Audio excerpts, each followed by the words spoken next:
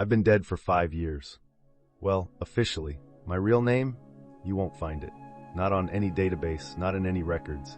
Because 5 years ago, I walked away from my life and became someone else.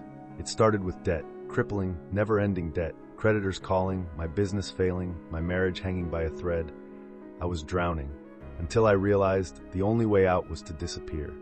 My life insurance was worth $2 million, enough to wipe the slate clean. I just had to die first.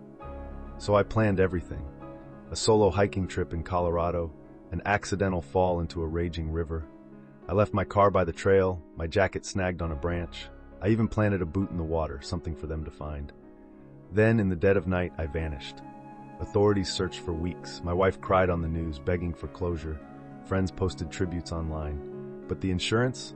That was the real test. At first, they were suspicious. No body, just circumstantial evidence. But grief makes people impatient. My wife lawyered up, fought tooth and nail, and within a year she got the payout. And me, I was already gone. New identity, new city, new life.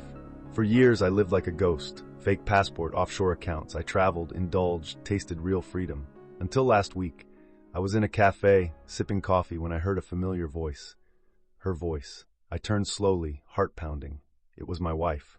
But she wasn't alone. Across from her sat a man, my best friend. Then I saw it, a diamond ring on her finger. My blood ran cold. I had left her everything, the house, the money, even my memory. But here she was, happy, in love with him. And that's when I realized the real twist. They weren't grieving. They never had been. I dug deeper, hacked into old emails, bank statements, and there it was. They had been together before I disappeared, before my death, before my suffering, before I faked it all. The affair had been right under my nose. I had thought I was playing the game, thought I had escaped.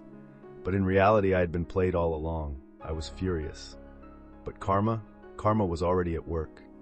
Because that same week, the insurance company launched a fraud investigation. Someone tipped them off. My wife, or should I say, the widow, was suddenly at risk of losing everything. The money, the house, her new life. If they proved fraud, she'd owe every cent back. And my best friend? Well, turns out he had been cheating too, with her sister.